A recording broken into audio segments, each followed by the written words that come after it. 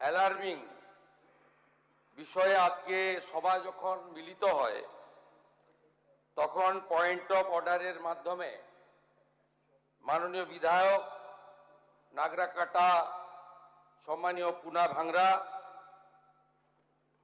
মাননীয় বিধায়ক কালিয়াগঞ্জ উৎপল মহারাজ এবং অন্যান্য একাধিক বিধায়ক এখানে তুলে ধরেছেন নওদা বিধানসভার বিধায়ক মাননীয় হুমায়ুন কবিরের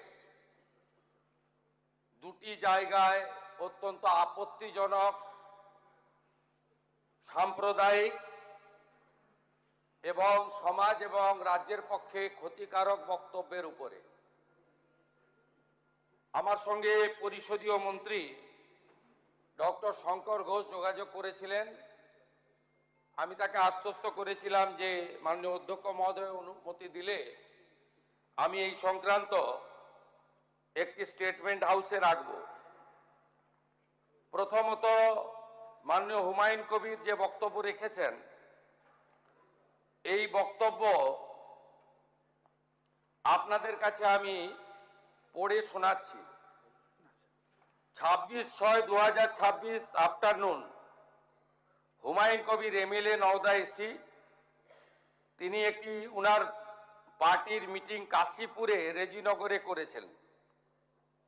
সেখানে তিনি বলছেন, এই যে অনামিকা ঘোষ, সে ভোটে হেরে মনে করছে আমি এমএলএ, এখানে ভোটে হেরে বিজেপি মনে করছে আমি এমএলএ, এখানে এখন আস্ফালন করে বেড়াচ্ছে।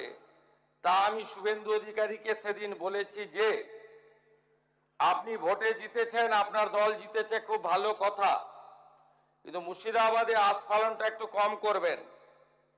আমি যেদিন ময়দানে মুসলমানদের নিয়ে নেমে যাব না, সেদিন এমন সাটা ভাগা মার শুরু করবে যে আপনাদের পতাকা বহন করার লোক থাকবে না। কেস এরকম, কেস আমাদের বহরমপুরে জেল খাটা আছে।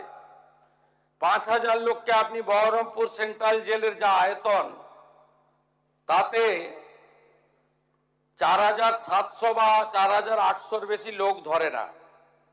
লাখে লাখে লোককে রাস্তায় নিয়ে নামাবো আর সাটা ভাঙা মার দেব আর জেলে যাব। কদিন জেলে আটকে রাখতে পারবেন, কত খাওয়াতে পারবেন দেখব।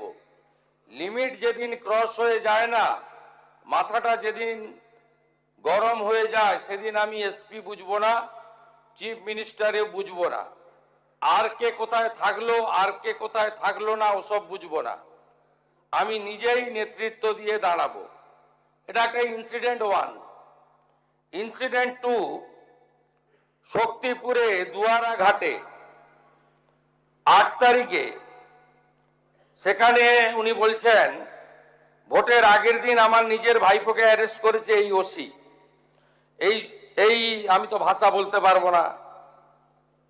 এই বাচ্চাকে আগে দেখব, তারপরে ভাষাটা আমি অমিট করছি। এই বাচ্চাকে এমন শিক্ষা দেব, এর বাবা 14 গোষ্ঠীর নাম ভুলিয়ে দেব। এ লালগোলাতে 500 মুসলমানের লাইফ শেষ করে দিয়ে এসেছে। সত্যভাবে বলবো, এই ওসিকে এখান থেকে সরানো শুধু না, একেবারে অকেজো পোস্টিং দিতে হবে। যদি না দেয় 10,000 লোক নিয়ে থানা ঘিরে একে কলার ধরে থানা থেকে বার করব, পারলে আমাকে রুখে নেবেন। এই দুটো ইনসিডেন্টের পরে আমার মনে হয়েছে যে এনাফি জানাব, সময় এসেছে এই ধরনের লোককে সবক শেখানোর। আপনাকে আমি পরিষ্কার বলছি, মমতা ব্যানার্জি মুখ্যমন্ত্রী নন। আপনি দুর্বল মুখ্যমন্ত্রী পেয়ে যা খুশি করেছেন, যা খুশি বলেছেন। আমি আপনাকে বলে গেলাম, আমরা দুটো এফআইআর স্টার্ট করেছি। Rejinagar PS case number 219/226, dated 26/6/2026, under section 152, 192, 196, 197, 224, 299, 351 within bracket 2, 352, 353 of the ভারতীয় ন্যায় সংহিতা। ইনসিডেন্ট নাম্বার 2 তেও আমরা শক্তিপুর পিএসএ 176/226 আরেকটা কেস ইস্যু করেছি। সেই কেসেও আমরা ভারতীয় ন্যায় সংহিতার সমস্ত সেকশন লাগিয়েছি এবং আমি আপনাদেরকে অ্যাসিওর করছি এত বড় ক্ষমতা আপনাকে কেউ দেয়নি। আপনি মুখে যেগুলো বলেছেন, আপনাকে আমি বলে গেলাম, আপনি কেন করছেন আমি জানি, আপনি কেন করছেন রাজনৈতিক কারণটা আমি জানি। আপনার এজেন্ডা 2 ছিল। 1 এজেন্ডা ভরতপুর, রেজিনগর, নওদায় সব নির্বাচিত পঞ্চায়েত যে দলেরই হোক ভেঙে আপনার পার্টিতে নিয়ে যাওয়া।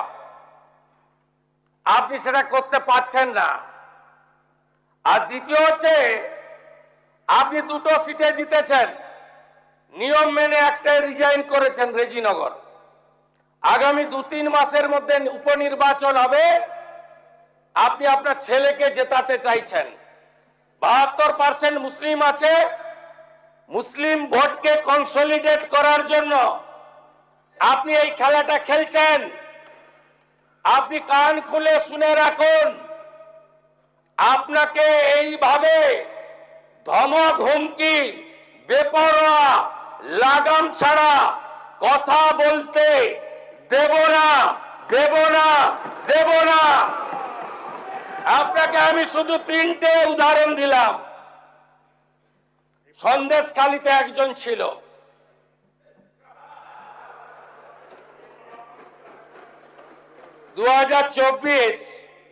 পয়লা জানুয়ারি বলেছিল তৎকালীন বিরোধী দলনেতা এলে তার হাত কেটে পায়ে, পা কেটে হাতে লাগাবে আর চামড়া ছাড়িয়ে মেদিনীপুরে পাঠিয়ে দেবে। ওর অবস্থা কি হয়েছে সবাই দেখেছে। একই টোন ছিল। আরেকটা জীবনতলার গুন্ডা ক্যানিং ভারত,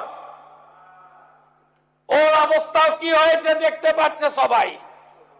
আরেকটা পুষ্পা ঝুঁকে গায়ে নেই,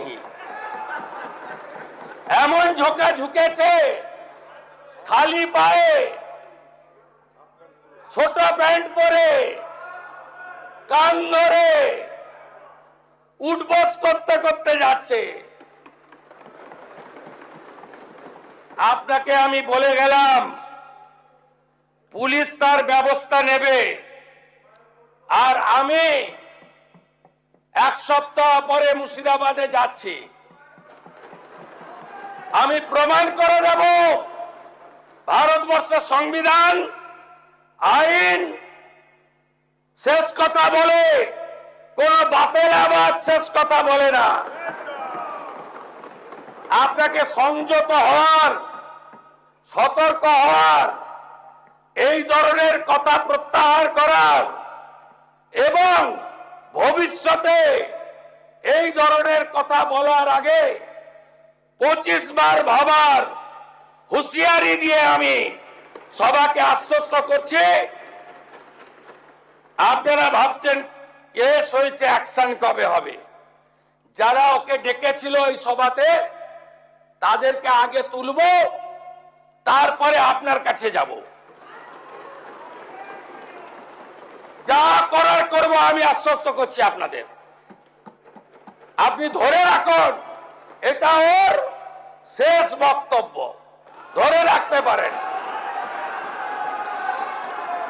এই সরকার আইনের শাসন প্রতিষ্ঠা করবে, গুন্ডাদের শাসন সমাপ্ত করবে।